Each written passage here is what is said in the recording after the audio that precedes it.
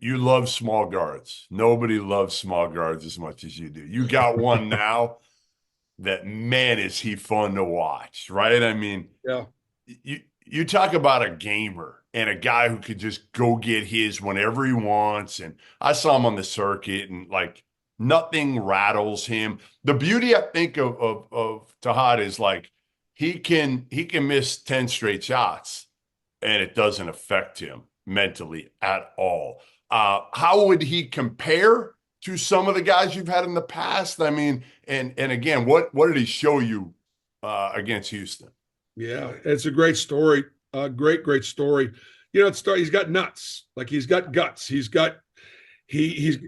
does have a confidence, but he is still a freshman, and he's got a surprisingly a very normal pregame jitters and butterflies, and we talk about that a little bit. He cares. He's incredibly coachable.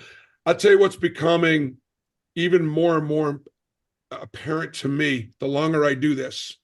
And of course, we're in this coach. I want to go back to Todd in a second, but we're in this coaching thing in the ministry of coaching and trying to save kids and change lives, so on and so forth. It's incredible the advantage that our players have when they have great support at home. It's incredible when you've got both parents in a relationship and their support there. I know all the guys that I've gotten that have gotten to the NBA or have had great success. It's been a part. He's got great parents, and his father's not a fan. His father may be a fan, but he's a father first. And he sent him to me because he's like, you know what? Coach him. He's late for class. Run him. He does this. He does it. He's a great kid. But being a Jersey guard, being a New York City kid, he does have an element of I'm coming from a long of guys that got some game. And he also has something like so many great players, they've got it. Like they got stuff you can't teach. He can see it, he can feel it. Now he's not going for 20 every night. I mean, this is not going to be an every night thing. He rose to the occasion when we obviously needed him, but he's got some special. He's got great athleticism. I do love small guards because I do believe in quickness at that position is what wins. And we do have ways of guarding to be able to keep him up at the top of the floor. And people don't know how to take advantage of mismatches anyways. True. Coach Janai Broom has made himself into an All-American, and he was that good last year too. When you were recruiting him out of the portal, what type of player did you think you were getting? Didn't think I was getting an All-American. And Robbie, the way you put it was exactly right. He has made himself into an All-American. Like everybody, so often, people talk about. I maybe even misspoke before when I talked about guys that went to the NBA. I haven't gotten anybody in the NBA. They get themselves in the NBA. My job is to put them in some positions where they can be successful. Our coach's job, strength training and quickness of speed, and the basketball workouts. So. I didn't think he could be this good, Robbie. He like Larry Bird in this sense. People thought Larry Bird was a bad athlete. Larry Bird was a great athlete. Larry Bird just couldn't jump. I mean, Larry Bird had balance. He had poise. He had enough speed and quickness. He was a big man, and he was a great athlete. He just didn't jump like Michael Jordan, for example, would jump. Right. Janai Broom's a great athlete. He's got great hand-eye coordination. He's got great skills. He's got great feel. He's not a big jumper. So he's got that big body. He knows how to use it. And I just don't know. I mean, the thing about Janai is he's always been overlooked. He's still overlooked. They'll probably say he's not an NBA prospect because he's not a freak. All he does is win. Where do you think he's maybe taken the biggest step from last year? I think his conditioning. I think his maturity. I think his leadership, his unselfishness. I just think his growth. His faith, he's getting closer to the Lord. I just think he's growing up. It's funny. You look at these guys and you think they're grown men because he's 6'10", 250 pounds. You don't realize he's 21, or when I got him, he's 20 years old. It's incredible. And he was sort of the baby of his family. He was one of the younger kids, and it's just fun to watch him grow up. Like I said, his conditioning. He's a little faster. He's a little quicker. He's moving a little bit better. and he's in better shape to be able to play longer, and he's not taking as many possessions off. Now, I will say this: he does tend to play his best against the best, and he does tend to sometimes, not be as excited about playing, let's say Kent State on Wednesday as he would be, as he was against Houston. And so that's one thing I'll be pouring into him this week, is just the consistency of his effort and his energy.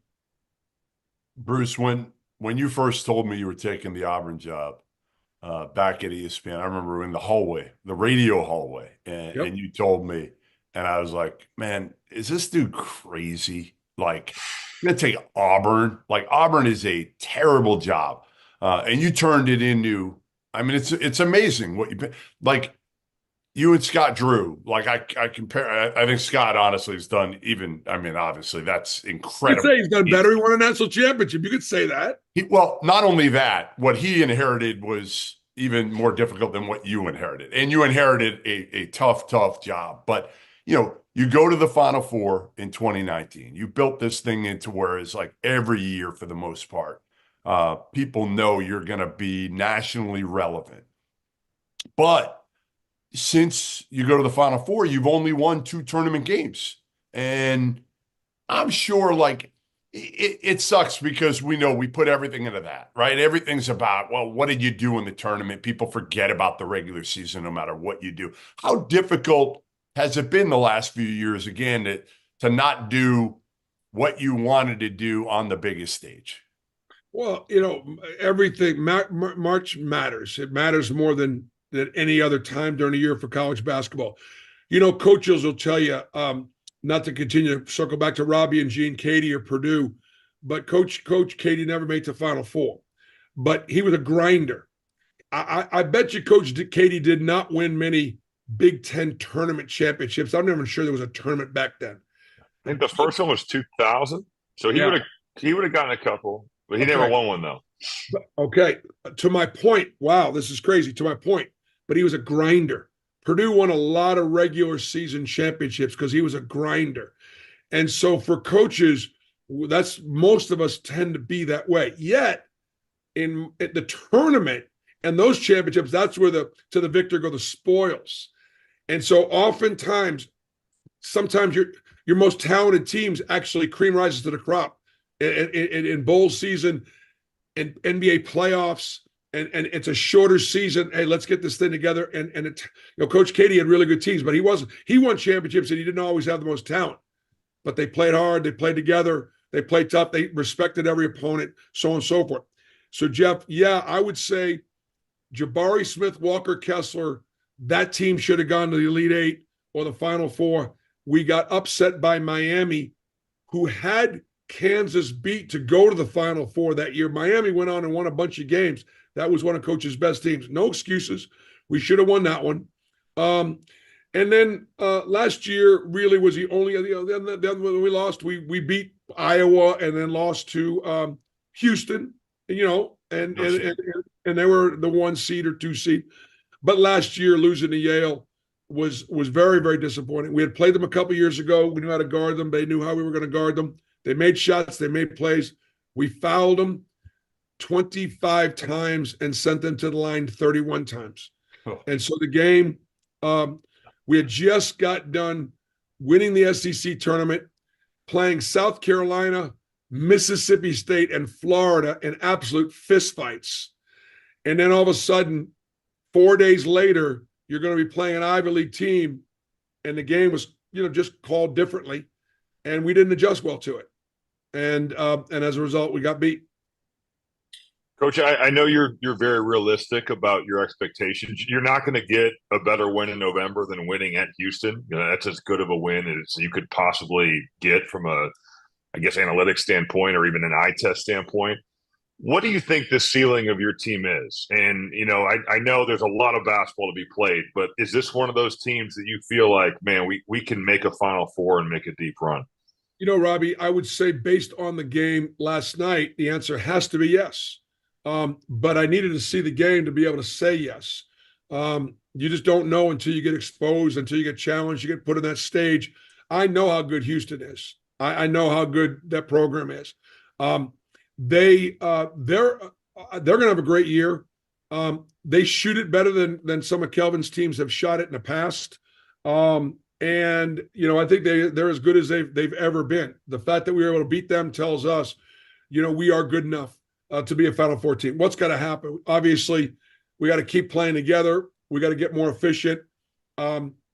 We will be so much better scouted now after these games, because and look, as a coach, I'm not saving I'm not saving anything. I had to put what we need to do to beat Houston in, so it's not like you're going to be able to do it. We had a few smoke and mirrors last night, and Tahad Pettifer went off and made some shots, and Janai Broom was unstoppable. I mean, that was the best he's played. He was the man on the floor, and we played really. We played really. That's the best we played. That's the best we practiced. Can we continue that? But I do like this team, and I think this team is hungry. There is Tahad is a 4-star player, and I do not have a high school 5-star on my roster. Okay, these are all transfers from Morehead State and Florida International and junior college. Miles Kelly from Georgia Tech, but he wasn't a highly recruited kid. So therefore, I do think we're humble and hungry. I do think we'll continue to play all season with a chip on our shoulder. We're not buying. We will never buy into having been crowned.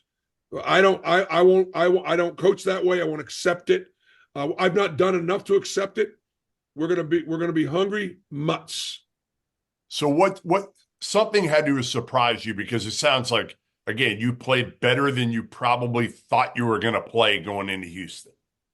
Yeah, I think the thing that surprised me was we were able to deal with their physicality. That we were as physical as they were. Yeah. And I thought, like you said, Jeff, the defense in the first half, man, it was hard to score on them, but it was really hard to score on us too. We had Final Four level officials on the game, so it was a really well officiated game. They called what needed to be called. It was, that makes a big difference. But we defended better than I thought we would. We handled the physicality better than we thought we did.